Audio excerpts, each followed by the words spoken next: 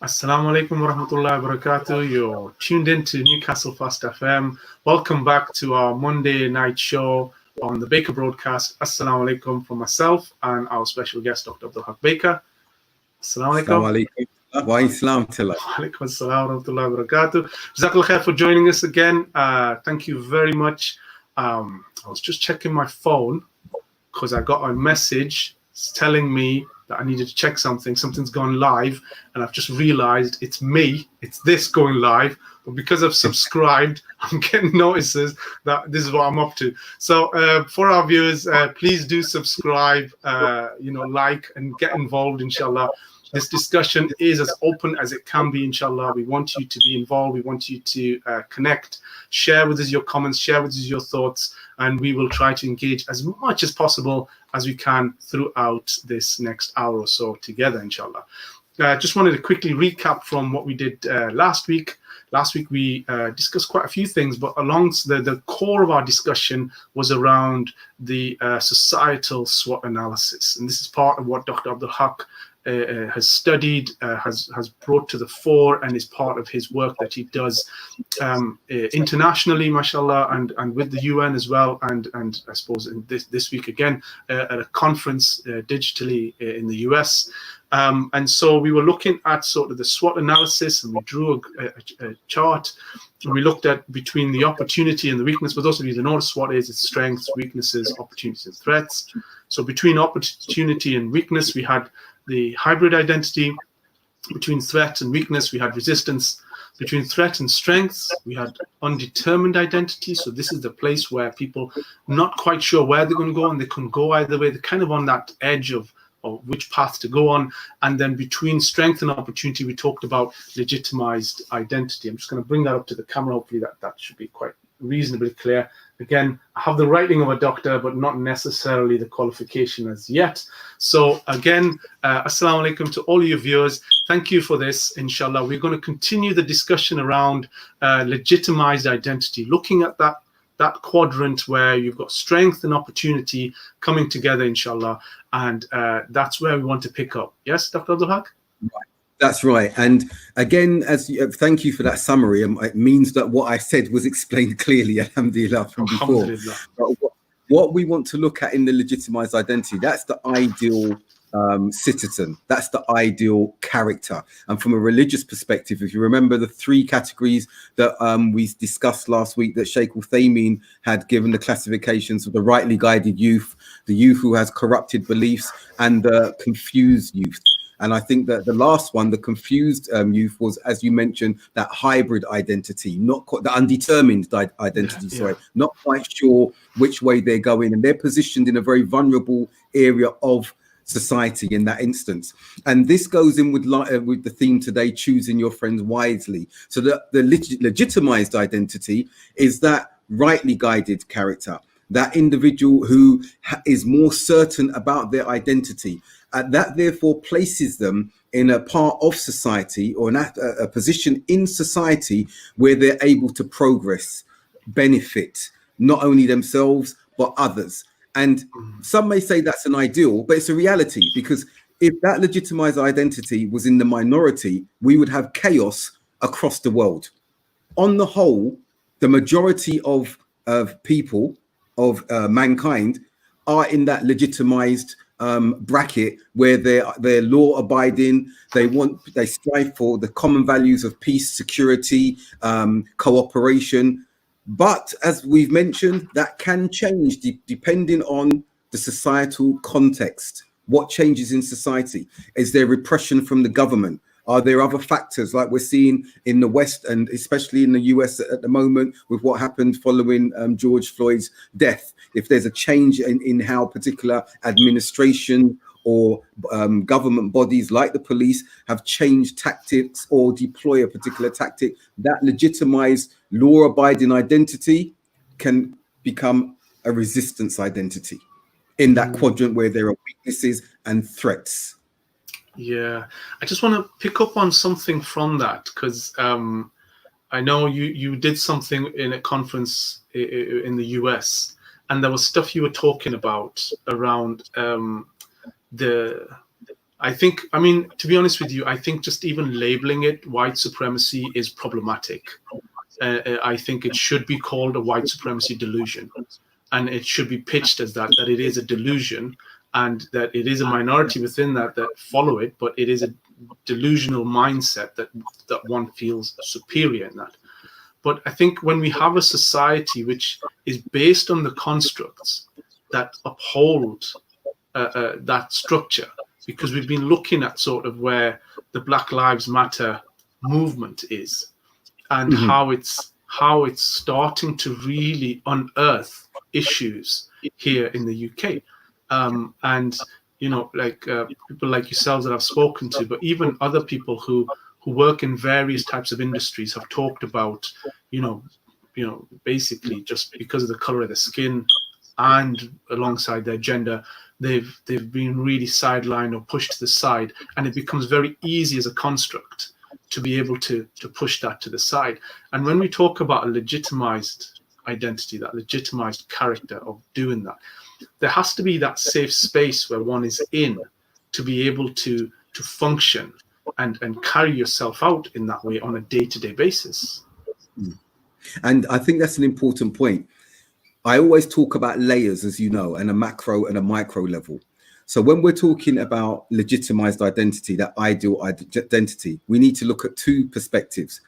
There's one that society facilitates and wants you to be within, a bracket they want you to be in. Even those of us as Black individuals who are told we have made it. We have made it, if you like, according to dictates that they have placed upon us. So that's one construct. Then there's the other construct in which we want to ensure that legitimized identity is according to the parameters that we want to define for ourselves. Now, they will be microcosmic, but we will be able to have ownership of that. We will refuse to be token according to, like, for example, us as Black individuals, we were told you can make it in sports, you can make it in music. And some of us have invariably made it in sports and made it in music. And to an extent, some of that's from us, but that's a pathway and an arena that our, say, white supremacist idealistic society has allowed us to traverse. Some of us kick back against that and say, well, I'm not going to go into sports and I'm not going to go into music unless it's on my terms, saying things I want to say, doing things I want to do. We're going to go into a different pathway, be it science, be it academia, be it whatever. Some may say, but then they've allowed you to do that as well. That may be the case, but we are traversing the same trajectory that white Britons and others who have that by right because of the infrastructure are doing as well. We may have to work twice as hard, 3 times as hard to get there, but we're going to traverse that path by choice, not by the avenue that they have allowed us to, the path they've allowed us to be in that instance. So these two levels are very important for us to be aware of if we are to know ourselves and we're to know what the constraints are, as well as the opportunities within whatever society we're living in. But as you said, coming back to the white supremacist being a fallacy or an idealism, if you like, I would agree with you to an extent there. But because this is a infrastructure that white Britons, white Americans, former colonialists, imperialists, it's the premise of imperialism, have put in place, they've made that idealism become a reality. Why have they made it become a reality? Why has white supremacy become a reality? Because it's supremacy believing in their xenophobia that they are better than others. And they've put an infrastructure in place to enable that and to enact that. That's what structural racism is. That's exactly what structural racism is. Racism can be enacted against you and me by any white individual in society, knowing that they have the support or the facilitation or the recognition, tacit or otherwise, of the societal infrastructure and framework. Whereas you and I, we cannot rely on that same infrastructure and framework to enact or implement racist policy or behavior towards white Britons, because it's their system. White Americans, because it's their system that has been built and established for centuries now, from the transatlantic slave era. Now, if you say, some may say, well, how does that work? If we were in Asia now, Pakistan or India or any country in Africa, and we had the ability to implement the same structural division, marginalization against a minority, white or otherwise, then that would be Black or Asian supremacy, because the infrastructure supports the indigenous people towards that and facilitating that marginalization, that racism against that minority not having any power to retaliate in kind. And I think it's interesting you say about policy then, because there was because as you'll be aware, on Saturday and Sunday, all so a lot of public places were open, all the bars were open, there was a lot of different things. I remember somebody commented on that, saying that because there was no social distancing, people not wearing masks, there's very much a second wave coming, whereas some people said, well, the best way to stop a second wave is not let the first wave end, because there's this perpetuation of risk that's been put there. But the reality is those people are there because the government has said they're allowed to do this. Right. They're not there. If the government had not, lessened the restrictions, then people wouldn't have turned up in those numbers. So that's right. So I suppose what I'm getting from what you're saying is that there are policies in place that people sort of follow, but it's that policy that's really guiding and deciding the divisions within a community, the hierarchy of how things and structures are. But if with the squabble remains within the masses, and I think as long as it remains within the masses, as long as you and I are arguing between, who really is the best Premier League team in the world, as long as we keep that argument there, we're not really questioning that structure that is there, that is sort of being built and being maintained over us. Right, absolutely. And that's, again, part of the imperialist or structural apparatus to keep us distracted. You remember when we watched films like Gladiator, and you heard that Caesar say, give the mob what they want, mobocracy. Give the mob what they want. They love the games. They love the blood. That will keep them distracted from the other political and issues that are underlying. And it's a similar strategy that's being deployed. And again, if we're looking more widely around the world, while we're focusing on George Floyd, while we're focusing on the pandemic, we're seeing annexations of aspects of Palestine, further annexations taking place by stealth that we've turned away, we've been distracted. So this is by design that this is actually taking place. But we've also got to be careful as well that we don't go to the other extent or other extreme, which is the conspiracy theories that are abound at the moment as well. And you'll see that there's a polarization between distrust of government, and rightly so, because we've seen a lot of deceit from various governments. And then you've got the conspiracy theorists on the other side, and they are conspiracies. But however, there are some that have more elements of truth to them that shouldn't be taken with just a pinch of salt.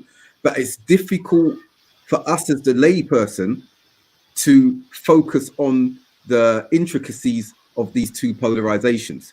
And because many of us are trying to do that, the level of stress and anxieties internationally, globally now, mental health issues and the like, have risen exponentially because of these juxtapositions and polarizations. Yeah, and I suppose when you look at these polarizations, I think Sister Salwa just posted a comment. We'll just get that up on the screen, inshallah. But it's this idea that, so here we go. So when push comes to shove, ultimately things will explode if issues are not addressed and handled.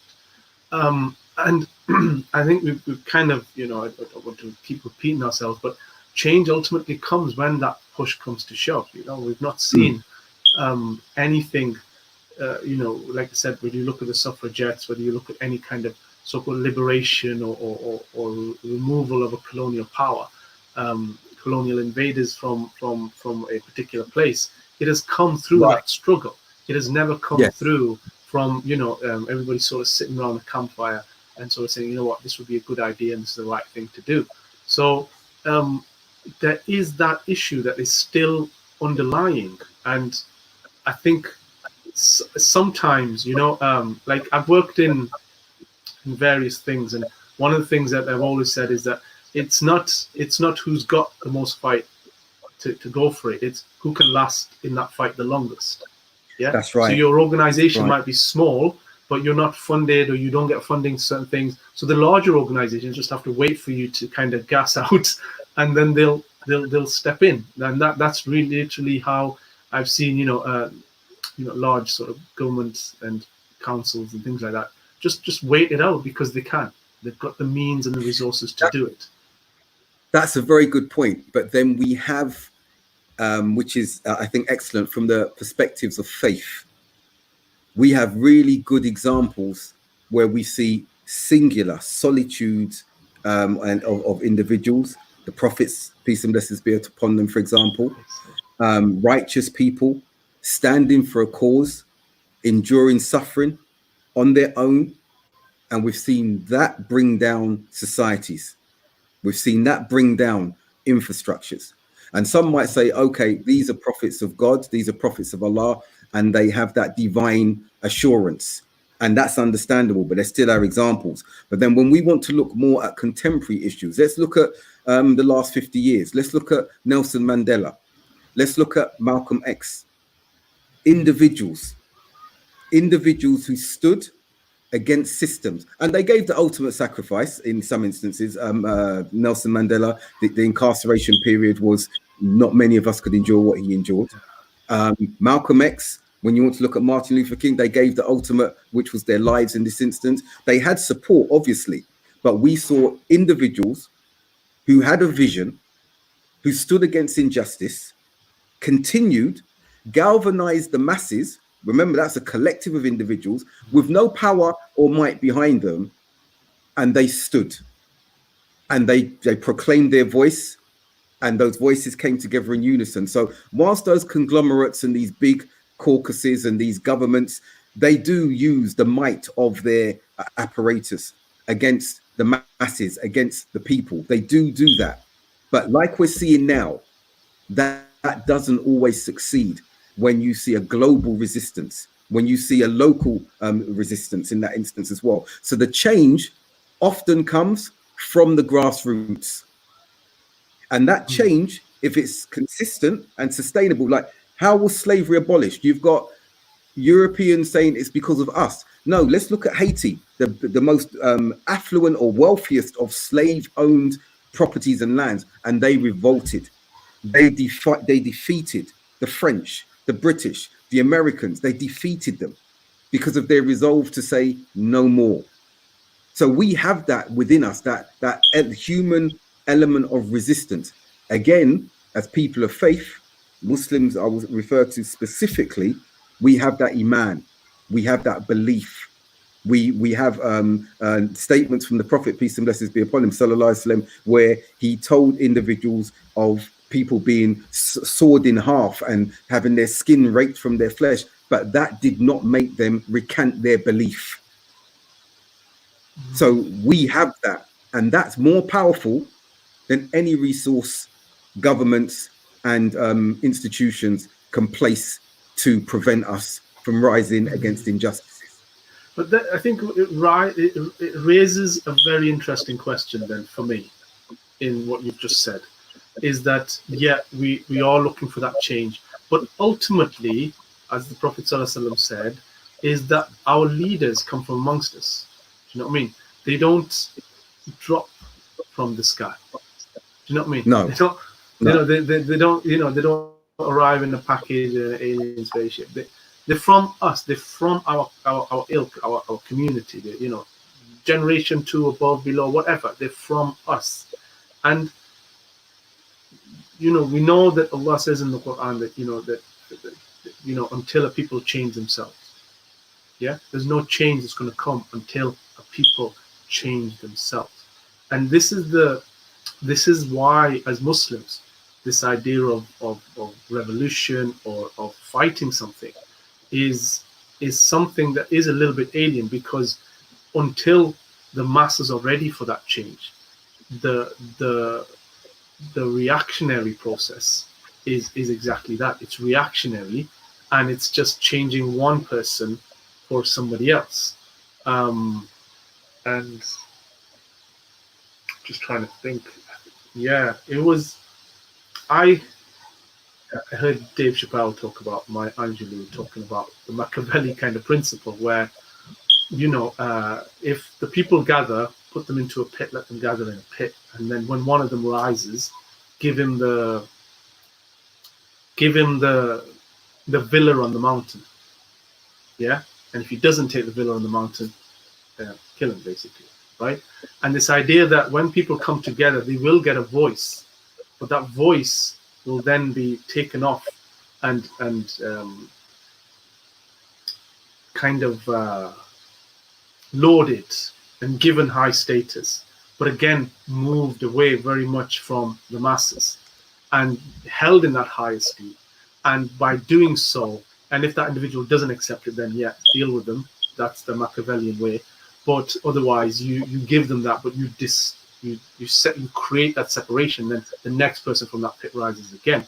And so when I think about sort of the Malcolm X or the Martin Luther King, specifically the Martin Luther King, when people talk about the civil rights movement, it was just beginning with Martin Luther King. And as soon as he was martyred in that cause, the civil rights movement seemed to really slow down. It hasn't progressed as much as it should have done over the last 40 years. I mean, when you think about it, 40, 50 years, it's not far. It's a couple of generations away. Two points there, and I'll deal with the last point you've mentioned first.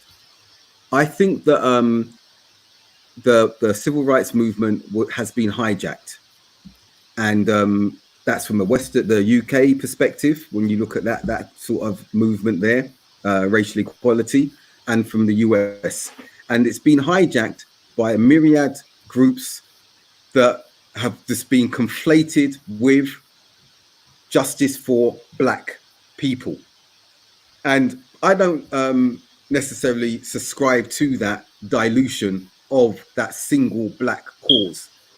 And Black Lives Matter, the movement, whilst they've raised to a degree the issue of Blackness and anti-Black racism to the minds of the world, and they can be commended for that, they are a contributory factor, significant contributory factor to that conflation and dilution as well at the same time of Black Lives Matter, the cause, because they have many other political causes and groups that they are representing.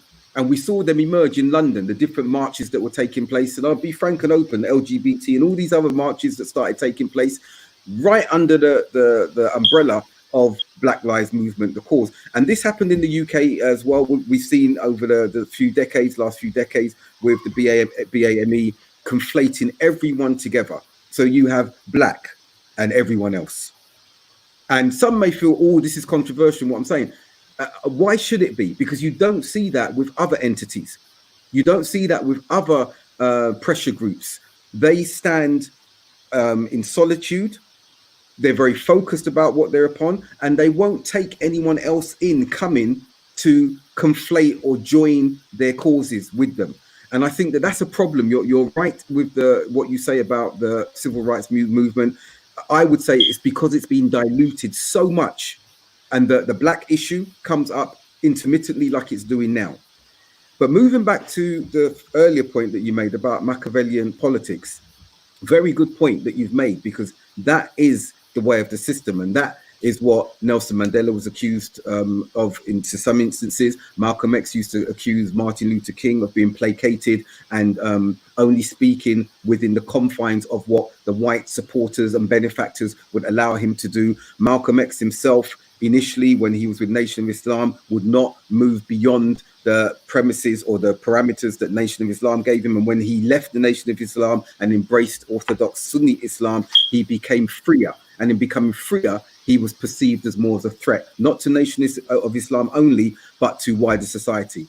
Martin Luther King as well he started becoming more in tune, and along the same line, his parallel was drawn much closer to Malcolm X as well.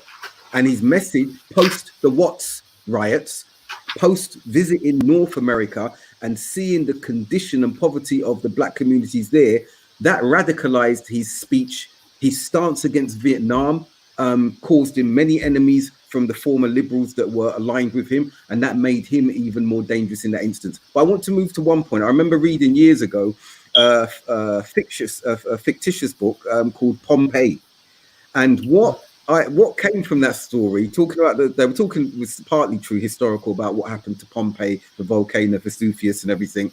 But one of the leading ministers said something on one occasion. He had a gathering, and he had his guests there, and many of them were overweight. And he had some of the soldiers, the generals there as well. And he whispered to some of his friends, his overweight, affluent friends, and he said, always fear the individual in position who is slim and has that look of hunger in his eyes, because he will want to take your position. We want him to become like us, fat, overweight, affluent, no longer having any aspirations, because he's made it, because we have brought him in with us. And that always stuck with me. So don't worry, I'm not saying when we see a slim person, scared of him. We need to maintain that. It's the analogy. It's the analogy and the understanding, that the idea that, because in those days, obviously, it was a different world, no state to take care of you and all the rest of it. So it was, once you made it, you were looked after. Whereas, and you could show it, and okay. Yes. But again, it's interesting you bring that up again, because it's that drawing of parallels of where do we and how do we connect with all of this, I think because we have this idea of we've got these issues, we're going to raise them, we're going to get the justice we deserve, and we're going to get the policy effect that we're looking for. Yes. What needs to happen is that there needs to be a clarity of purpose in what we are seeking. So, for example, with Muslims and the involvement of lending our voice to Black Lives Matter, the cause, we need to be very clear why we are lending our voices. And the primary reason is because we stand up against injustice.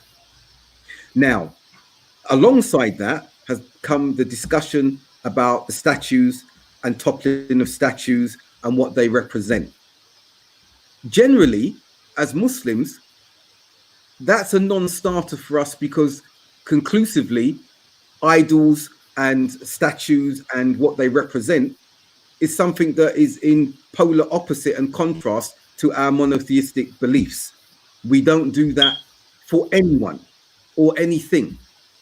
So now we need to move that to the side, because we have a position, highlight what that position is, not diminish the argument that is there for those who are saying these images, these statues represent oppression, so they should go. We don't diminish that argument.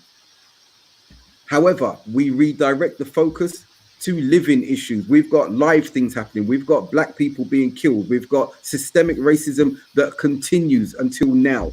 There are the calls for reparations are even stronger, and yet you've got individuals from both sides of the fence, even amongst the Black communities, the more middle class bourgeois Black people, diminishing the argument about reparations, saying, and you've got the white voices are coming in as well, saying, oh, this was from centuries ago, we're not responsible for the ills of our forefathers.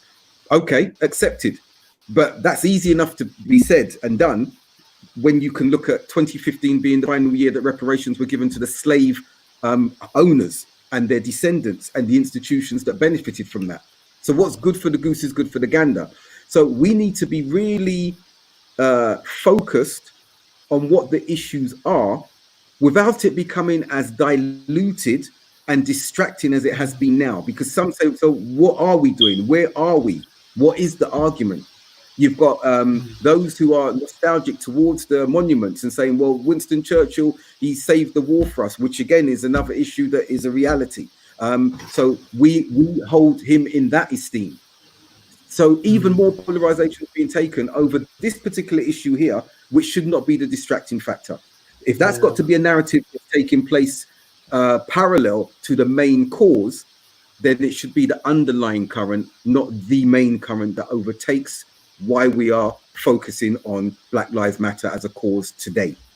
So again, answering your point, focus is very, very necessary. And as Muslims, we have the guidelines and the premise of what to be focused on. The hadith again, enjoining good and forbidding evil. If you see an evil, if you can stop it or prevent it with your hands, then do so. If you are unable to do that with your tongue, speak out against it, right? In that instance, if you're unable to do that because the circumstances are too repressive, then hate it in your heart. We have those guidelines. We have that focus. I think it just brings it back to the discussion around the ideal character then that we just started to sort of look into, and that you are behaving in return of something bigger than yourself. You are part of something bigger than yourself, especially as you become part of society, part of community. And, as you grow and you engage, whether that's to work, education, all of these other things, you're in there, you're part of this system, you're moving around in it. And like you said, it's about the enjoining of the good. And so what else is it that allows us to sort of reflect on what it takes to become that ideal character? What we need to do, I think, first and foremost, we've got to look at the company that we are associating with. And I think this is an interesting point to come here in this instance, because where are we positioned within society according to that critical forces, the SWOT framework that we've discussed? What identity construct do we most identify with? So if we're in an undetermined space with regards to our identity, that places us in a vulnerable position. That places us between the strengths, and that places us between the threats. Are we being influenced by the more positive elements of society and the contact that we keep? If so, then we're moving in a right direction, and we are aspiring to those positive characteristics and traits that are actually there. If not, then we need to self-reflect and have a review of what we're doing, because the company that we're keeping is invariably going to affect us and our immediate environment. And I'll bring another narration to you, which I remember when I first came across this as a new Muslim, and I found it fascinating. That the narration, the hadith of the similitude of people being in a boat, and you had the people at the bottom of the boat, they kept going to the top to get water, and it was affecting or disturbing the people at the top of the boat. So they came to a conclusion: why don't we scuttle and make a hole in the bottom of the boat or the ship, and then we can get our water from there without bothering the individuals at the top. Now, the rest of the narration went, had they been allowed to fulfill or implement their plan, they would have sunk everyone in the ship. Now, that ship represents society. That represents society. And the individuals at the boat, this is my analogy on that, if I may. And those at the bottom of the boat are those who are either youthful individuals, those of undetermined or hybrid identities, who do not see the bigger picture. They have a limitation with their experiences. They are not connected with the people of knowledge and those more mature individuals, my 4 stages again, those who have reached adult and mature phases. They're relying upon their rudimentary understanding of society. So they're saying, look, we don't need to go up to these individuals. They see us to be a pain and we don't know anything. So let's take from the bottom, not realizing they're going to sink the entire ship, themselves drowning first and foremost. So this individual who's got the undetermined identity needs to make sure that the company that he keeps are not of this category of people. And if they are, He or she needs to be a voice of wisdom to say, we need to connect to the elders. We need to connect with those who've got more knowledge. We need to connect with those with more experience, who are experienced. And those with more experience, they may be in that quadrant where there are strengths, where they've realized strengths of society. They may remain in that area where there are weaknesses, but they know how to address those challenges and contain those challenges and minimize those challenges, like an illness on your body. And you know how to contain it in a particular area without it spreading. People of wisdom know how to do that. They're not always given, as we've seen in some of the poorer societies, the ones that are more afflicted, they're not always given that plate of bowl of cherries. They've got to make do with the lesser. They have two evils, and they are dealing with the lesser of the two evils, and they're containing that, realizing this is our lot. The younger individuals, the youth, still need to learn from them and understand why.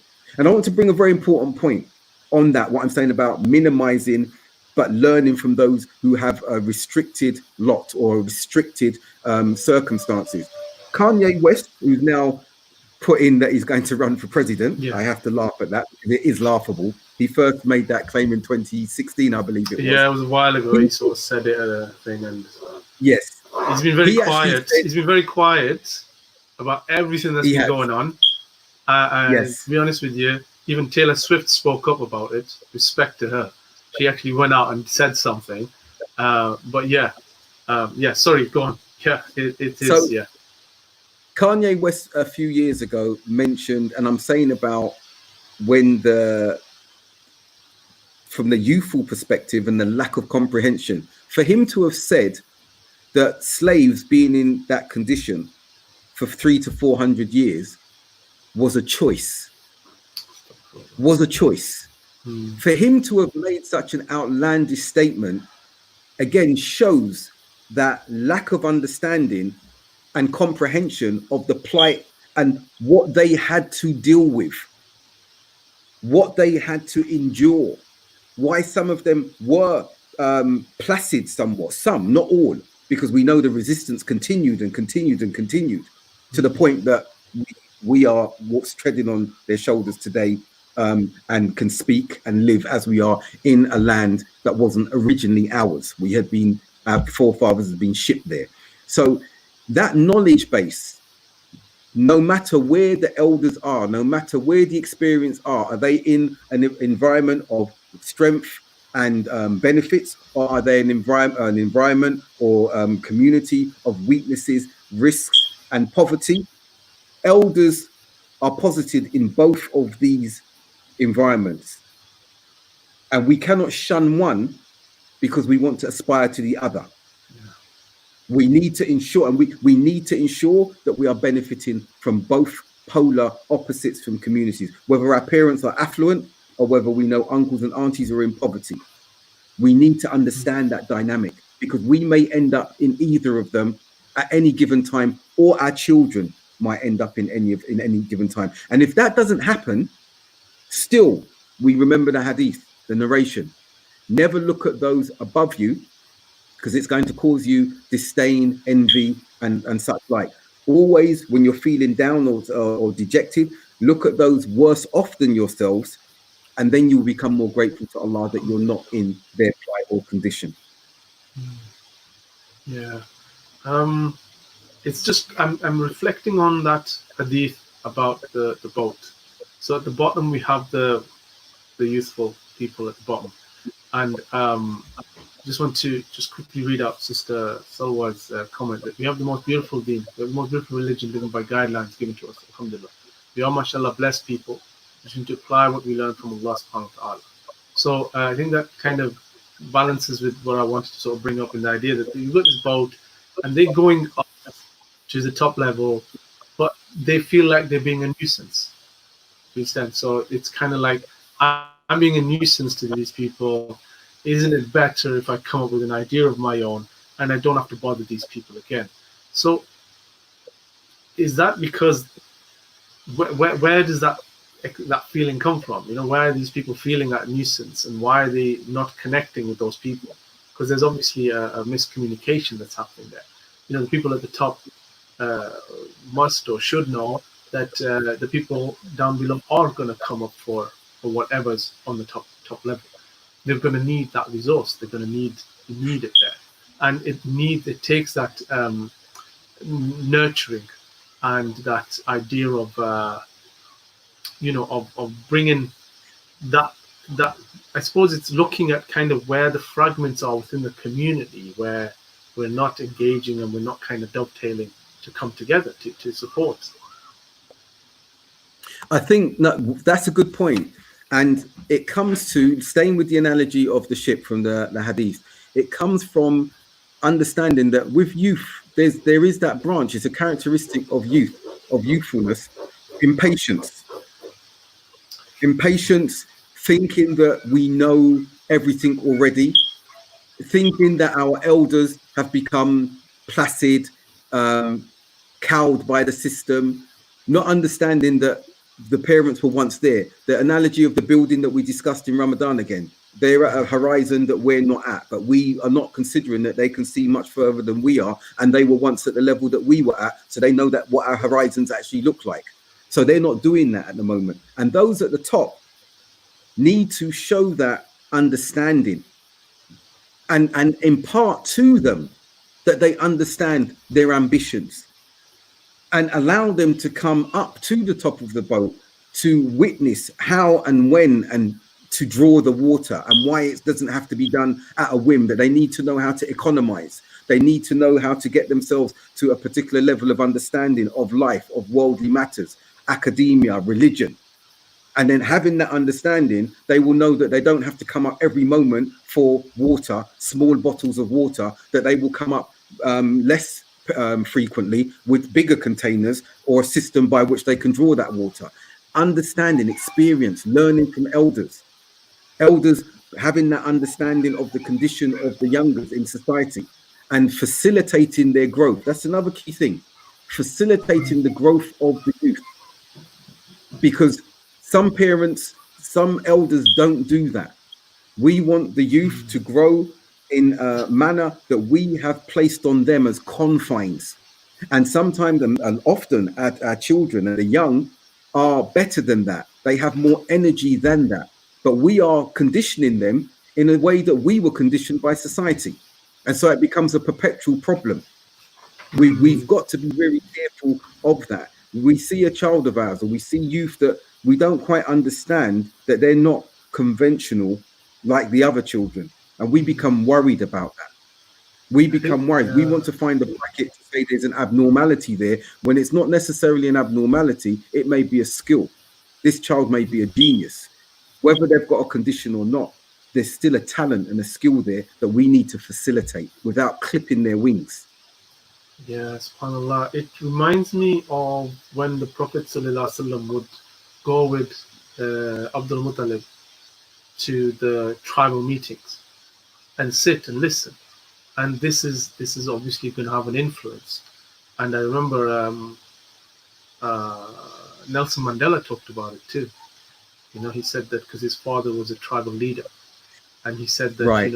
He said that there was a manner that he learned from his father about how to listen, really listen quietly, absorb, and that experience. Because I think that's experience you can't learn from a book, and I think we kind of discussed this a while ago as well. Is that Islam seems to be kind of modularized, and that this is a bit of knowledge, this is a bit of knowledge, and it's kind of this pathway that you've walked it, you've studied it, you know it, but you haven't right. really walked it at all. And I think that's kind of what I'm getting from you, Abdul Haqq, is that you kind of have to have those spaces. You got to get into the pool and get wet.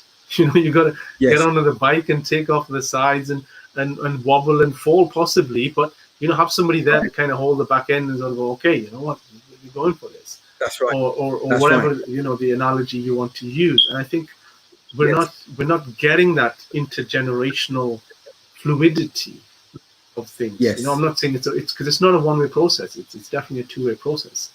And that's where, again, coming back to the identity constructs, coming back to the company that we're keeping, We spoke last week how the heart and the soul inclines to evil and negativity, and the bad boy personas, as I had individuals with me when I was a bit of a naughty boy.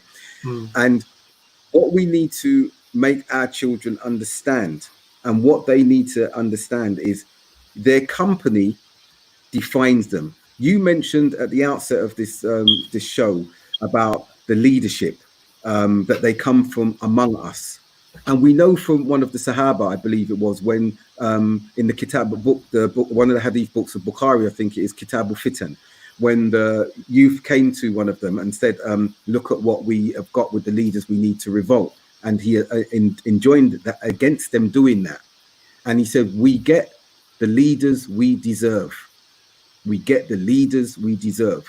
Now with our children and their company, the companionship that they choose is going to determine how they're viewed societally and how they proceed societally. And if they're with individuals who have pessimistic, negative, resistant identities and outcomes, they can only move in that direction. And we only have to look in school. And I remember recently I was watching some interviews with some students, and it didn't happen as much in our generation. But what we saw was that some said they didn't like to answer questions correctly because they may be bullied or picked on as being nerds. So they would dumb themselves down to fit in with their classmates. And this is a common thing that happens now. Yeah. So choose your friends wisely, because you will become of them. And if you're not of them, in order to fit in with them, you will start behaving like them. If you want to raise in rank amongst them, you may become more outrageous within the category of what makes that group unique or fun to be with. You will become more of a risk taker, less averse to risk. And in doing that, you're moving yourself away from your natural inclination, your natural fitra, and you will find that you will end up in a position or a very dark place at some point, when you realize, when it's too late, that the friendship and the guidelines that you and your friends adhered to were very, very superficial. Yeah. And we only have to look at what is happening on social media now.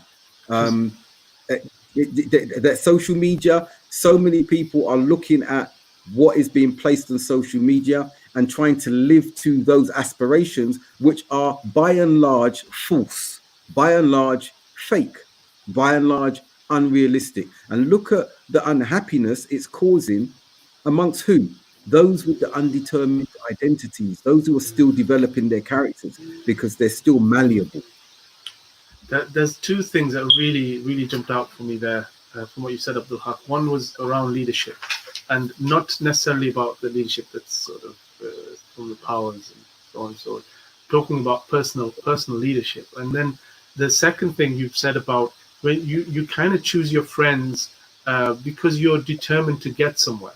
And I think someone who has, like you mentioned, around self-defined or self-determination into what you want to do. If you genuinely want to be academically the best, you will find that group of people that are also having that same aspiration, because inevitability is that it's going to rub off on you.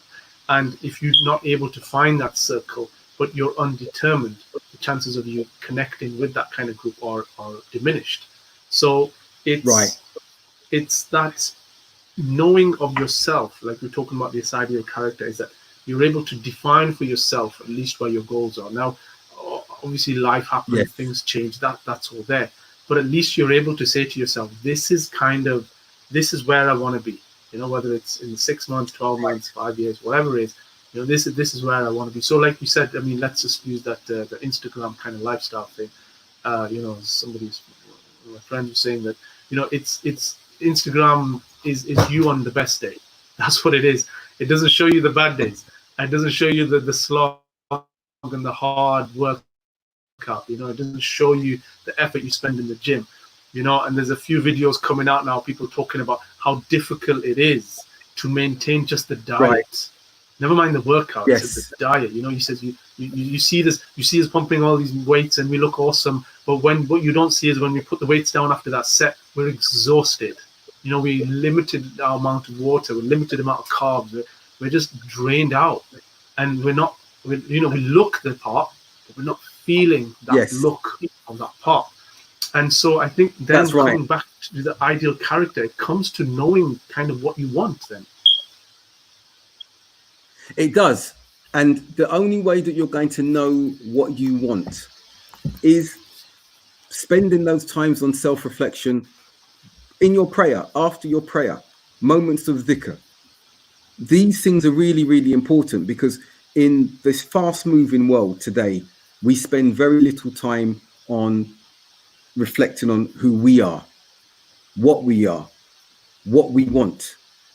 And in this pandemic new normal, there's more time to reflect on that. And you're seeing even some of the celebrities saying themselves that they've had more time to be with themselves, their families, time to look and reflect upon their position in the world. You've got some entertainers realizing and saying how we've realized how insignificant we are. Because we're just entertainers. You've got others realizing that it was more for them that they were in the entertainment set field and industry than it was for anybody else. It was more for this self-gratification by external referencing and popularity. And now that they're not doing shows, and now that they're not in movies, a depression is setting in of sorts. And that all comes down to the space that we all have to reflect on who we are. And again, we have, as I think Sister Salwa highlighted, we have everything in this deen. Allah told us again, we've spoken about this, Surah Ma'idah, that he's told us that this day he has perfected our religion for us. And that's at every level, right down to our companionship. When you look at the best companions, that's why they're known as the Sahaba. Imagine we had companions like the Sahaba around us. Imagine what we would achieve and what our aspirations would be like. And we don't have Sahaba around us. It's like, it's mentoring, isn't it? Really, it's, you know, what we would say in today's, in modern terms, is mentoring and coaching. You know, going back to that idea of, if you do go to the gym, yeah, there's a whole bunch of weights there. You might have seen some pictures and some videos of what to do with it, but it's, you know, if you don't know what you're doing, you're going to cause yourself some damage, either short term or long term. Something's going to not work out for you, and it's having that kind of more foresight, really, subhanallah, you know, as you said, you know, that youthful stage of yes, that, you know, you go through these ideas of abstract, but you kind of need to sort of understand the purpose, your purpose of life, where you place yourself. And that doesn't necessarily mean, because you know, the career for life's gone, you know, it went decades ago, but knowing who you are as defining yourself, you know, as redefining yourself, or as this situation is now, is asking that question of us, like we said about entertainers or actors and other forms of art. People are asking that question of themselves. So, you know, what is it that I am about? What is it that gives me that fulfillment? And given that we've had to slow down and take that pause. Exactly. And as we're talking about that, you saw me look slightly distracted. I've given a recommendation, a book recommendation for the week, and I've sent that in the group. Hopefully Hassan will put it up. And Tina Rosenberg did a book, Join the Club, How Peer Pressure Can Transform the World. Join the Club, How Peer Pressure Can Transform the World, by Tina Rosenberg. It came out about 5 or more years ago, and she was a Pulitzer Prize winner, winning journalist, and hopefully Hassan will put that up. I'm featured in that because she looks at some of the work that I've done as well. And it was very interesting that she's talking about positive peer pressure. And I think this is a very good and appropriate book to recommend on this. Yeah, and that's kind of where I was leaning to, because that's where you can see your ideal character sort of shape and forming. The reason why I'm saying this is because I just want to, just personal for a moment, is when I was at uni, I was very much undetermined. All right, so I've gone from Newcastle, predominantly white community, to this place where there's just so many Asians, right, and they were just being themselves, and I could have gone in any direction, really. And alhamdulillah, I was blessed. I was really blessed with 2 brothers and specifically that from the local area that helped shape me. And then there were the brothers who shared residencies with me. May Allah bless you. I'm not going to call out any names, but there was one of my friends. There was a, well, it'll give away if I kind of identify him this way. But he was very patient with me, Abdul Haqq. He was really patient with me, and I don't think I've ever met. I've only met two people that patient, and one of them we used to. Yeah, one of them was a guy at uni, and another guy was at uni. But their friendship was that gentle steering away from that, which when I look back on it now was definitely a harmful path for me to take down. You know, right. And so and I was very much blessed with having these people who would just every now and then come and just gently steer me back onto the correct path. You know, alhamdulillah. And I think I was very blessed with that and very honored. And I say a lot of times to young people who I know and to close friends and family, I say I'm so glad, alhamdulillah, I didn't have Facebook when I was a young man, because trust me, I would never have got a job. I would never have moved on with my life. Never have got married. You know, nothing would have happened in my life, you know, if I'd been anyway documenting what I was thinking, never mind what I wanted to get up to. So astaghfirullah. So it was that friendship, those beautiful friendship, and just to give you an idea, you know, mashallah, like these are brothers that I've known for more than 2 decades, and I hadn't spoken to them for some time. You know, I'm talking good few months. You know, one of them I hadn't spoken to for about 4 or 5 years, and when my father passed away, you know, they traveled between the two brothers. You know, they traveled over 500 miles just to get to. Yeah, about 400 miles just to get to the funeral, mashallah, of my dad. And that's just love and respect, you know. And you can't buy that, you can't fake that, and you can't forge it out of anything other than themselves, the people kind of stepping up and doing it. And you suddenly realize the value and the beauty of such friendships. And I think that's kind of where I was kind of feeling a lot of what you were saying, is that it is about those people that are around you that just work out who you are and strengthen you, but in a way that's positive, as you said, because there's the other direction as well. And that thank you, Jazakallah khair, for sharing that. And I have friendship. I've got lifelong friendships with individuals since I was 4 or 5 years old, 6 years old, and we're still friends now, 50 odd years. And those are friendships you really cherish in that instance. And we've got to remember that what we're not saying here is that some may say, oh, are you saying we should only have that idealistic, legitimized identity, those who are in a good place in society that will push us in that same direction? Because we may not be in that legitimized identity position. We may be in an undetermined, as you've mentioned. We may be even hybrid. We've got that fluctuation between identities. We may be at resistance stage. You can still find in the resistance identity construct individuals whose resistance is positive. Malcolm X, Martin Luther King, Nelson Mandela, the prophets, the Anbiya, according to the societal constructs, were all in the resistance construct, because they were resisting oppression. They were resisting a negative environment. So we must be careful that we don't say, legitimized identity good, resistance identity bad. No. From the societal perspective, they will always place resistance identity as a negative construct because it's going against them. But when we're looking from where we are standing, often resistance identities can be very positive. Now, let's flip the coin from a religious Muslim environment perspective, because you mentioned a very key point.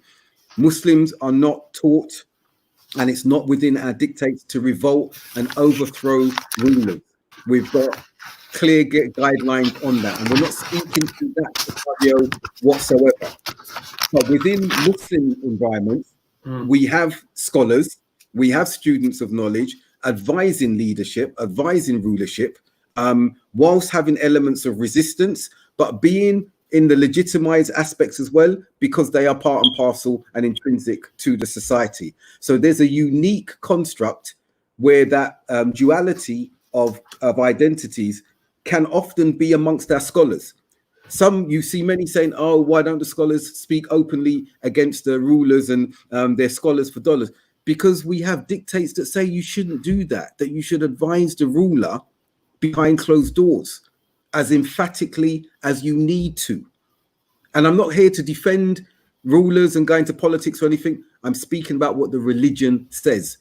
My personal opinion won't come into that, and it shouldn't come into that, because we have prophetic guidelines within which to enact. But coming back to our context, the Western context now, many a resistance identity were, let's say, I'll use a new hybrid, legitimized resistance in that instance because of the oppression that was there in the wider societal context. What we're seeing in Hong Kong at the moment with the new laws that have been enacted on the people of Hong Kong, and they're saying they're going to continue to resist.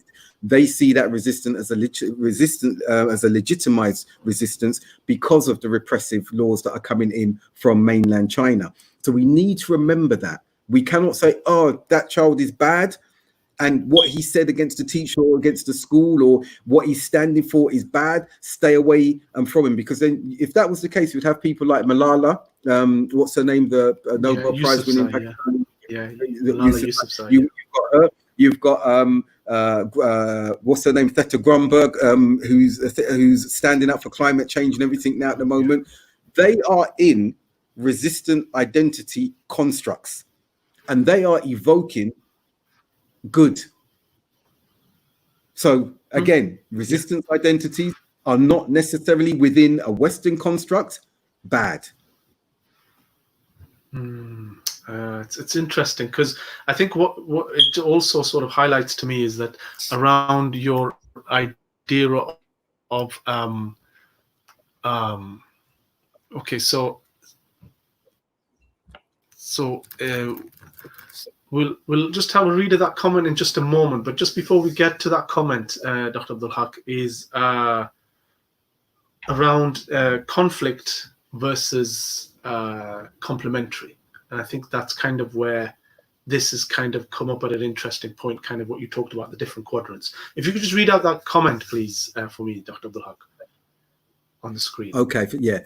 We've got Aisha Vora. Assalamu alaikum, Aisha. She says, Salam, I have a friend that is saying our school is not looking at our accounts because of summer. So now we can cuss, meaning have a go. And I've warned her before and about other stuff. And she said, okay, I can go to hell. So I think what should she do? Good question, Aisha. You're advising her not to basically cause a storm by challenging the school about their financial administration, management or mismanagement, depending on who, which perspective you're looking at. And you've advised her not to do that. You've advised her not to go into challenging the school about that. And she said to you, you can go to hell. Let's talk about two things. First and foremost, you've given her advice and she's rejected it. You've done your job. Step back from that particular perspective. With your friend, she now needs to consider what are the likely outcomes of her or whoever with her raising complaints, maybe protesting against the school because of what it's doing. And how will that impact upon her and the rest of the students, positively or adversely? That's something that she needs to consider in that instance with the choice that she's actually making. And then if you're going to offer any additional advice to your friend in this instance, is what evidence does she have for the accusations and claims that she's going to be making? Because that's very, very important. Today, and I'll add to that, Sister Aisha, and for those who are listening, today, many claims are made without evidence. And unfortunately, we as Muslims are guilty of that. We will slander and malign an individual or individuals based on something we may have seen or context that we obtained from social media, mainstream media, something that they'd written, something that they'd said, but the context may not have been completely clear to us, or the circumstances of them saying and doing what they're doing. And this is a very important thing. We maligning another Muslim, we know about backbiting, how serious that is. That's saying something about someone that is true behind their back, that if they knew you were saying it, it would cause them harm and upset. And we know that a worse environment is slander, maligning an individual and saying about them something which isn't actually true. So we need to be very, very careful in this age that we're in. We see many accusations proliferating on social media. We see many armchair warriors, I say warriors and trolls, hurling abuse after individuals who make comments. And this seems to be their purview. Nothing constructive ever comes from them except negativity. The first advice would be to try and drown out and ignore those, because when you dwell upon them, their aim is to make sure they get into your mind, into your psyche, to affect your way of thinking and to either distract you so you start engaging with them, explaining and justifying yourself. And if that's not the case, then you start adopting a narrative that plays into their hands, and they can see that they're able to influence you with the malicious messages that they actually send to you. That's on social media. That's the one issue that we need to look at in that instance. And then we've got to be looking at things concerning people that we know. We've been told to make up to 70 excuses for friends and colleagues and fellow Muslims in what we narrate and what we hear narrated concerning them.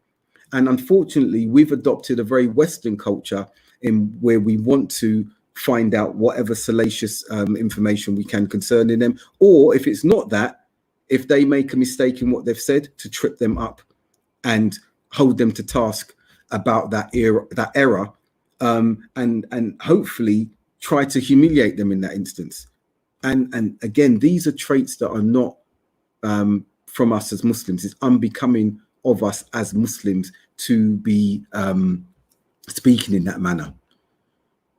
Coming back to choosing friends wisely, that doesn't mean to discard companions that you feel you can make some leeway with, that you can advise. And remember, the deen is advice, a deen and nasiha. And it's got to be sincere.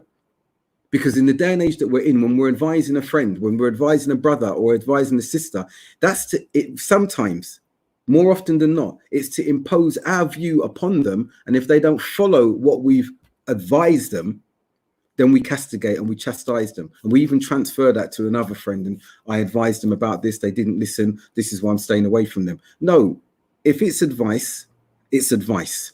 And it should be sincere, because you're loving for them what you love for yourself. And you need to flip it around and ask yourselves, if they were advising me in the same way with the same intention that I may have regarding them, would it make me feel comfortable or uncomfortable? And I think that's important. And Hassan, if you want to put up some more questions, I know Wajid's dropped for the moment and we're waiting for him to connect back. That's fine. A question from Reactionary here. Should Muslims not be protesting against shirk and kufr as opposed to protesting about racial discrimination, which is worse? Very good question. And welcome back, Wajid. I'll just answer this question. Very good question. I think that it's not about protesting about shirk and kufr. That is part and parcel of our being, of our DNA, if you like, as Muslims. That not only should everything we do should be the antithesis to shirk and kufr. So that's continuous from the moment they're lifted from us and we move in this world as young men, women, husbands, wives, sons, daughters. So that's if you want, that's a revolutionary protest that epitomizes our very being and lives as Muslims. And that is much more important than protesting about the secondary, elementary or subsidiary causes of shirk and kufr. Remember with Iblis, he committed shirk and kufr in disobeying a command from Allah to prostrate to Adam. And he disobeyed. That disobedience was a level of disbelief in kufr that was premised by xenophobia, thinking that he was better than Adam. So they run very, very closely. So while we are fighting and epitomizing that struggle against disbelief and associating partners with Allah, we've also got to know that that means as well we fight against discrimination. And our problem, as we've been speaking about in previous shows, Wajid and I have touched upon this from weeks ago, we have this endemic problem in the Muslim world amongst the more predominant communities, South Asian, Arabs in the West, with racism, anti-black racism. So while we are upholding and standing for Tawheed, as we say we are, in actuality, if we are true muwahids, then we should abhor racism. Yet we don't. So what does that say? And this is just me asking the question, what does that say about the comprehensiveness of our understanding regarding Tawheed?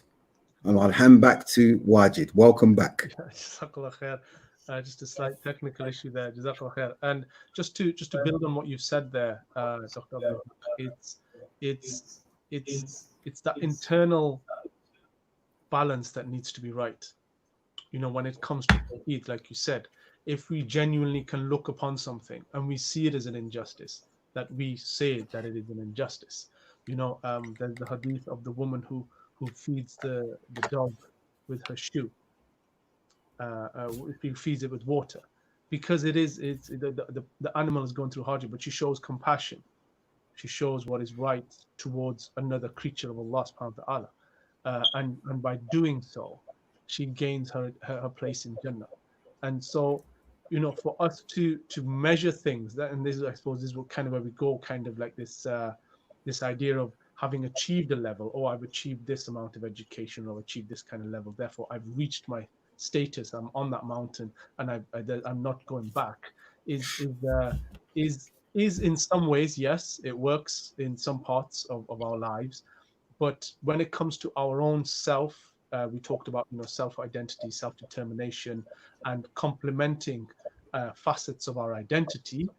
It's something that has to be consciously worked on daily.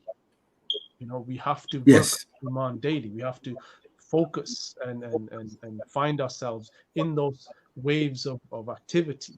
You know, when we have downtime, when we have uptime, when we are focusing and diligent in our ibadah. And in ibadah, as we know, you know, as Muslims, it's not just on the prayer mat. It's not just in that building that's called a mosque. It's a day-to-day, morning till, well, waking up till you go to sleep process. And I think it's that which I feel we miss out when we look at things too from we miss out that that spiritual, that esoteric understanding of things and that connectivity. And I think I just going back to earlier within our conversation, I think that's the benefit we have when we speak to elders within our community, is they kind of take a step back and give you a different take on things that can really broaden our perception and our understanding. Right. Yes, absolutely. Do you want to look at that question there from Reactionary about Rebecca Long Bailey? Rebecca Long Bailey being sacked for retweeting a post mentioning US police training in Israel, and the Labour Party describing this as an anti-Semitic conspiracy theory. Okay, are you aware of this, Dr. Abdul Haqq? I am aware of it.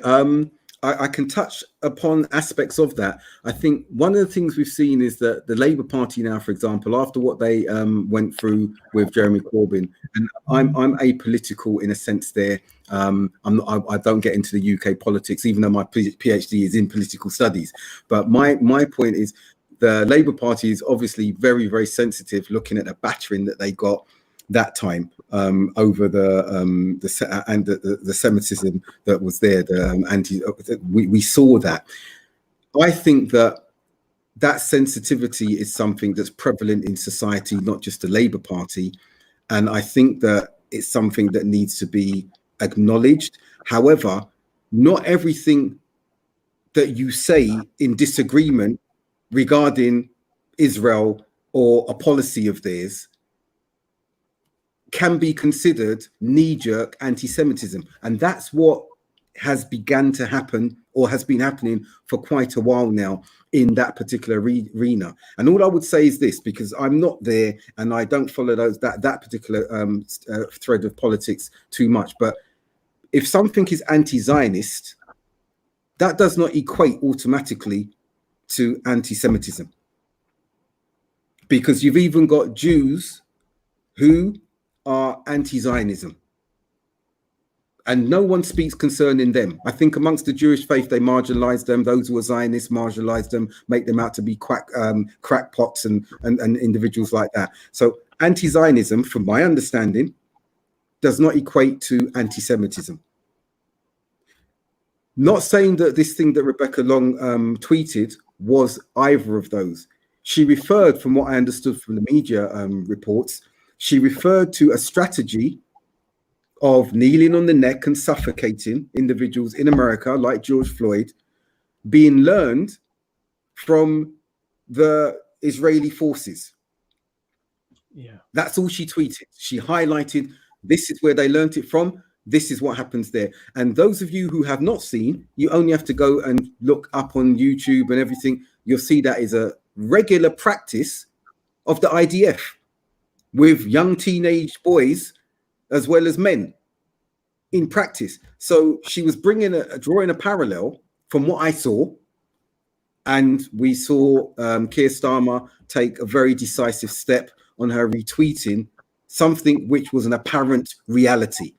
And this is the problem now, and this is the point I want to come to.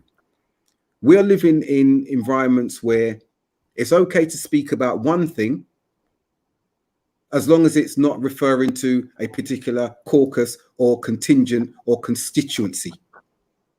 But if that same thing is spoken about over here and it refers to another constituency, then it's okay. And I'll speak to the point and conclude on the point I'm making. So, for example, understandably, and we acknowledge the trauma that our Jewish religion adherents went through with the Holocaust and everything with Nazi Germany. Understood, acknowledged, abhorrent. And it's fresh in the memory and it's relived. The world relives it, commemorates it, and everything. But now let's bring another parallel that's centuries longer than that. The oppression of Black people that's been institutionalized and is there structurally. And whenever that's raised, there are diminishing voices that we cannot speak about it. Reparations are raised and it's diminished. God forbid that we claim and say we want land, like what happened with the inception and what happened at Nakaba. right. The double standards that are there because of the power and pressure groups that support them, amongst them governments, politicians, policies, will always cause conflict and resistance as long as there's this double standard and dissonance regarding causes that are one and the same and as acute or more acute than the ones that we are upholding and being silenced over speaking. What I've said here is profound, and I will welcome comeback from this, because I want that to be answered by those who continue to do this. Diminishing something because it refers to one ethnicity, Black in this instance. allowing all sorts of statements like Starkey, the racist statement that's John Starkey, or whatever his name is, mentioned very recently. The fact he has been a publisher and he's held these views, he's sat on seats of authority, and he's made racist statements before, but he made this statement here. And it's only now that he's being picked up about that. Yeah, it wasn't. Imagine he made that statement. Imagine he made that statement concerning another faith, another ethnicity. We most probably see him in prison. Double standards. And if we cannot change those double standards, it's not going to stop us speaking about them. I've answered that question comprehensively and taken it in a particular direction, because I think it's important to do that. You can speak about one thing, you can't speak about another thing that's identical to that. Why not? Why not? I think the way it was said was that this is sort of an anti-Semitic trope that gets bandied about around this stuff, because the IDF and even the police in America say they are not taught to put their knee on somebody to restrain them. Even though we see it, that's not part of the training. That just happens to be how a soldier or a police officer in that instance has reacted to that situation. And I think it's the nuances of that, because ultimately it's the Israeli government that is carrying out these decisions, and that their people are putting them into practice. Yeah. So when it comes to these kind of things, drawing parallel, like you said, that what's going on with the Israeli government, whether you look at what's going on in Yemen, in Syria, with the Uyghur concentration camps in China, there is an endless list of horrendous activity that is going on, that is being inflicted upon millions of people. And, again, coming back to what you said, that this has been inflicted in the open upon Black people without even, it's just one of those things, like recently, I know, for example, when we talk about Little Britain, it was taken off the air because some of the characters, for lack of a better word, and they blacked up, right? And we're talking about in this century, we're not talking about any further away from that. Whereas I remember younger days when the idea of minstrels was offensive, right? White actors would face, cliche, negative kind of derogatory versions of Black people to entertain and to sing, as you sort of discussed earlier. Right. And yet, even though that was said about that still echoed through to this century, and people still did it without any very clear uproar. Right. And again, more than likely, being put forward for accolades and awards. So I think it has to be clear when we talk about these things, who we are exactly defining this to. And it is the Israeli government that is allowing these policies to go through. And they are the ones who are the accountable body in this. In the same way, yes, we would hold our own government to account on this, or that we talk about, let's say Donald Trump or the chair, the president of China, or yes, Putin, or so on and so forth. Because ultimately, it is these people who are making these decisions and allowing these things to carry on. And I think what happens as well is, and we've seen this specifically with Trump very clearly highlighting this idea of bad apples. And I think there are certain jobs where you cannot have a bad apple. No, right? That's right. You cannot go and see a doctor who is a bad apple. You can't do that, right? You're going to end up with a Dr. Shipman scenario, or you're just going to end up in mortal danger because of negligence and idiocy. Right. So there are certain careers where there should be a zero tolerance, absolutely, on any kind of rotting in the core or otherwise, because ultimately it is going to have an effect on the credibility and authenticity of what that thing is there to do. So whether that's to do with law, whether it's to do with medicine, or yeah, and again, sort of the policing service, which comes under law, and it's those things that I think we need to be very clear on. Yeah, because I have met Israeli people, I have met Jewish people, and I met people on both sides of that conversation of saying that Israel is doing wrong, but it's the Israeli government that is implementing laws and practice that is wrong, that is international law that it's violating. The Israeli government is choosing to do that. The current prime minister, president, whatever it is. And I think I'm glad you've raised that. I think that's an important thing, because when we're talking about governments, and I'll come back to that point there, and I try to highlight this when speaking with younger individuals, anti-Semitism is when you start bringing up and raising hatred against Jews. This is problematic. This is very problematic. And why is Abdul Haqq saying this? No, it is problematic. We have in our book that we can eat the meat of the Ahl Kitab, including the Jewish faith. We can marry among them. Okay.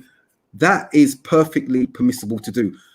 Some of my children have Jewish parentage, grandparents. Okay, frankly, from my ex-wife. And this is not why I'm saying that.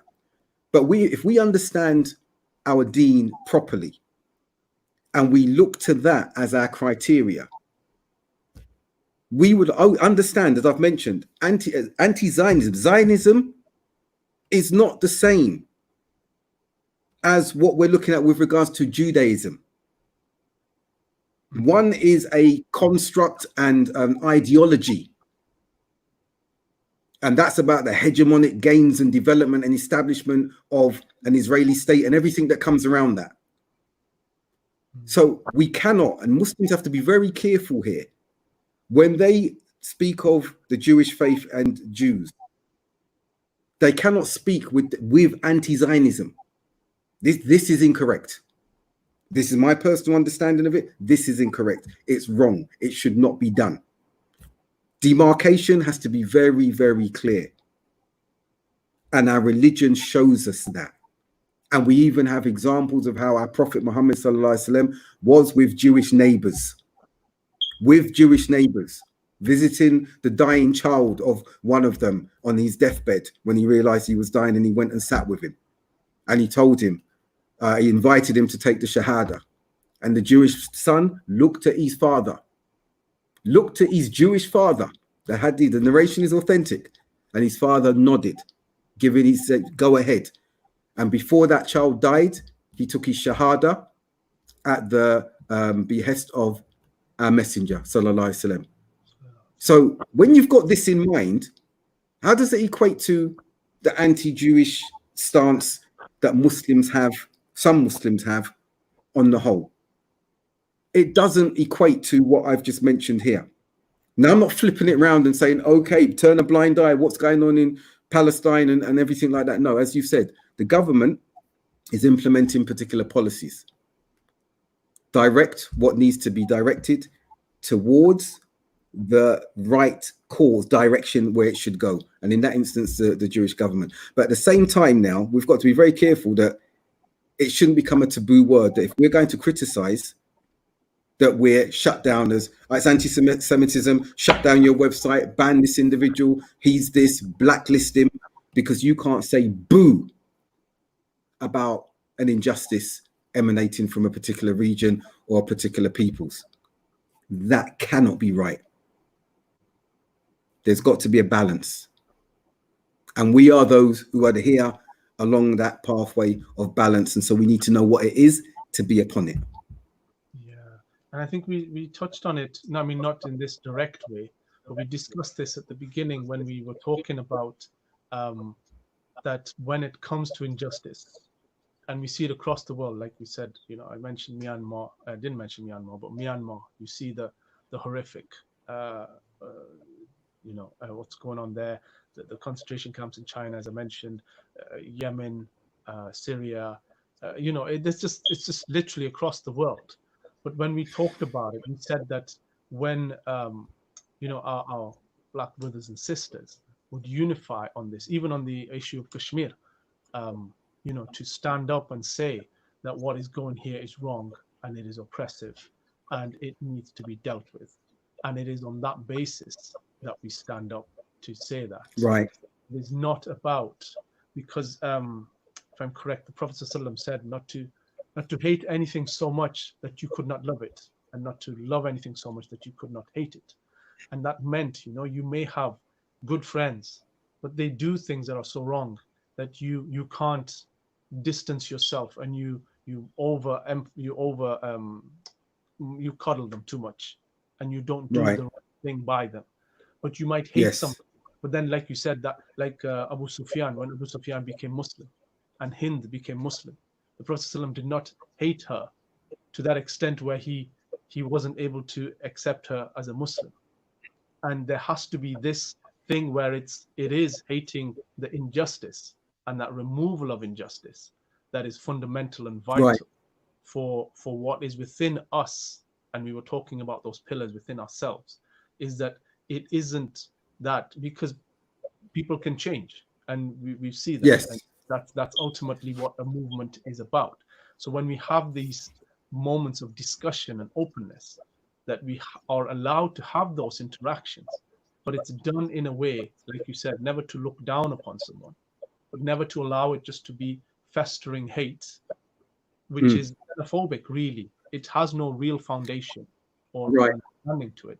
It's about really understanding the individual and connecting, so that we can understand, but we can also be able to say that there is an injustice here, and this injustice, as Allah says in the Quran, so it's Surah Ma'idah, in two places Allah says, do not let your hatred of a people lead you to transgression. Be just. Yeah, be just. That's there. That is such a big word, just, because it removes oppression, it removes revenge, it removes personal opinion, it removes so many emotions from it, and it brings what is right that needs to be dealt with, subhanAllah. Yes. And I think that is really where it comes down to, that it is, as Muslims, we need to be that conscious and aware of not this whole idea of being silenced or thing, but actually looking at what the core issue is and addressing it at where it is, as opposed to that focus. Yes, that's it. Yeah. So alhamdulillah, jazakallah khair. So just another thing, but brother Abdul Haqq, ruthless ruler is doing oppression in the world, then we need to stand in public against the oppressor. And again, I think we've we've covered that, but what I will address that for Sister Salwa, who's a regular viewer, mashallah. Sister Salwa, that's a very good question, but then we need to put that question in line with what is from the Sunnah. And you'll see from the Sunnah that in revolting openly against the ruler, it always, more often than not, results in bloodshed, further repression, and harm to the people who have revolted, not only to them, but everyone else, the entire society. And I've referred to particular chapters. If you look in Sahih Muslim and Sahih Bukhari, the book's called Kitab al-Fitan. And when I first came to the deen, and since then, when you read narration after narration after narration, it gives examples of what happened as a result of revolting against the ruler in this way, protesting against the Muslim ruler publicly. And there will be, and I see you're saying if someone is sinning in public, then we correct and advise in public. And if someone is sinning in secret, then we advise one on that person only. Absolutely correct. But you're talking about another person. You may be talking about a popular speaker. You may be talking about someone who's not in leadership. These narrations are specific to people in leadership, in positions of authority.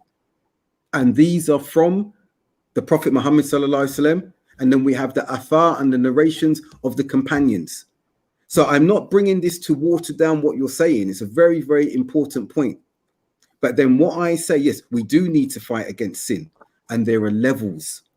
Remember, I mentioned about enjoining the levels of enjoining good and the forbidding evil. And when you read the explanations around that particular hadith, there's one thing here, Sister Salwa, and I think that this will resonate with you as it does with me and everyone else, mashallah.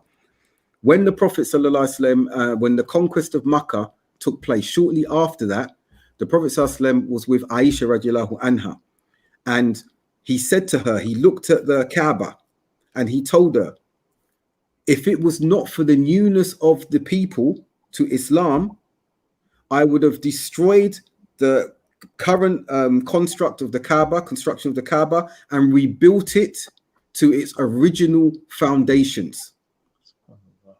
So he opted against bringing down the Kaaba as it was at that time and rebuilding it to its original foundations of Ibrahim and Ismail alayhim assalam. Had been moved, basically. Yes, and it wasn't the same construct.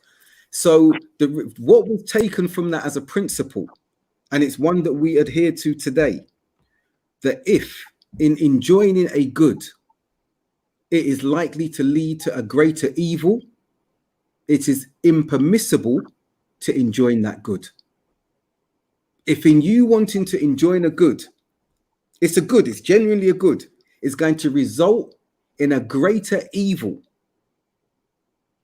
it's not permissible to go ahead with it. It reminds That's me the principle. about the usefulness stage, because when we have knowledge, we see it very black and white. But the implementation, the idea is abstract, and the idea of actually understanding how we put it into practice and how we do that. And ultimately, it's about relationships, right? Like, you know, absolutely. And this is a good point. She's advising her sister to tone down her language. Now, if the relationship is good, as annoying as it is for the person who's doing the bad thing, and I say that as somebody who was doing some things like that, is that as annoying as it is, it still sticks with you. You know, actually, you know what? As annoying, as angry as I was that he told me off for it, he's actually right. You know, he's right in what he's saying, and that's slow, but that's only right in what he's saying because I have respect and love for the guy. You know, like as a brother and as a friend. So it's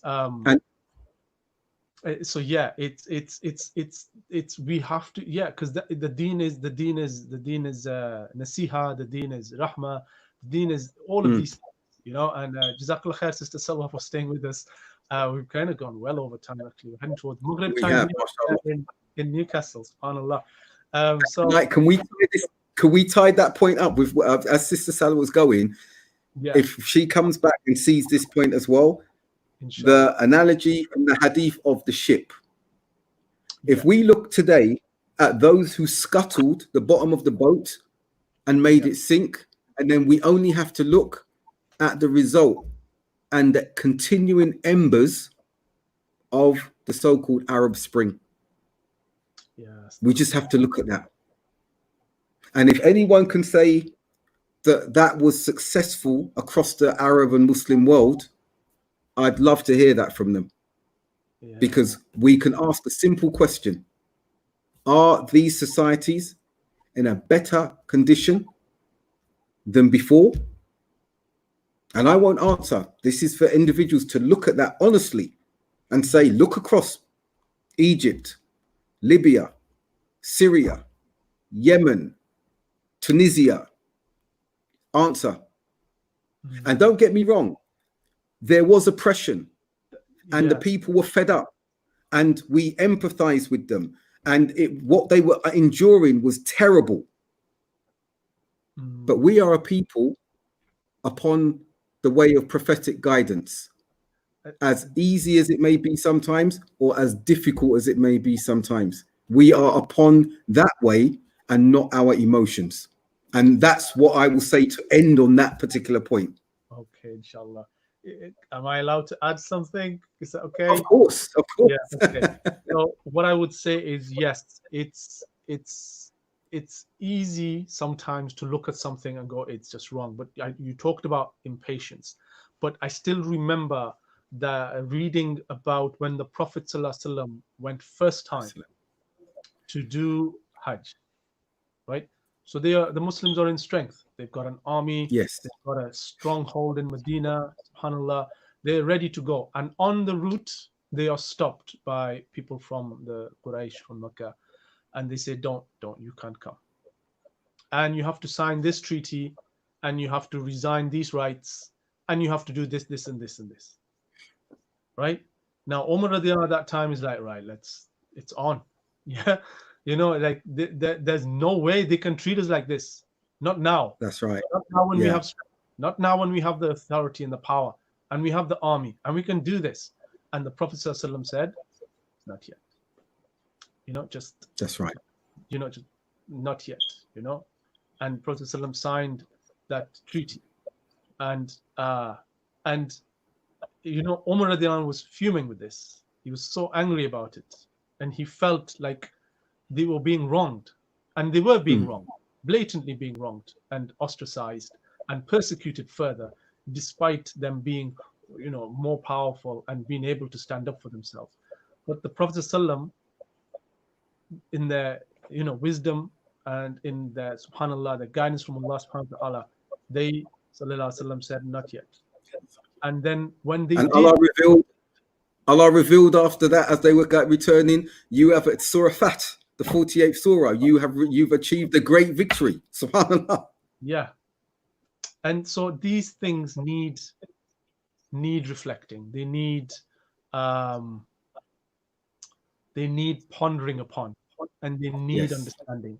And it is that understanding that allows us to tap into our innate, what we call our fitra, that innate nature that makes us human, that softens the heart, and that gives us the light, the nur of Allah subhanahu wa ta'ala inside us that guides us. Whatever little knowledge that is, it becomes wisdom, and it becomes something that puts us, in every moment of our lives, inshallah. Subhanallah. Right. Subhanallah. Okay. Right. So last week, book of the week. Quickly finish on that, brother, because it was Akala's book. Yeah. That's right. We brought that up. To this week was I think you mentioned it before. Tina Rosenberg. Join the club. Positive, but join the club. Positive peer group pressure. I think that's very appropriate. She gives different examples in that book of positive peer group, and it should be a reasonable price now. You can get it on Kindle as well, and some good examples, different examples from around the world of organizations, how positive peer group transformed individuals' lives and societal and environmental events. So this is very apt with what we've discussed this evening, and this has been a marathon, but I think a good one. But we've lost some weight. Yeah, I've learned, certainly, as mashallah, I do every Monday, and it does me till next Monday, so I'm good for the week now. But again, just looking at sort of this idea of the ideal character, and really just trying to understand that, it comes down to enjoining the good and forbidding the evil, believing in something bigger and better than yourself, and leadership and defining yourself, knowing where you are in order to move into a place where you can really start to know yourself, recognize yourself, find that sort of friendship of who you associate with, because it's going to get you where you want to be. Nobody does it on their own. Nobody does it on their own. And I think that's been the strong message that's come through for me today. So Jazakallah khair, Abdul Haqq, Dr. for your time this evening. Thank you all to our viewers and listeners who persevered.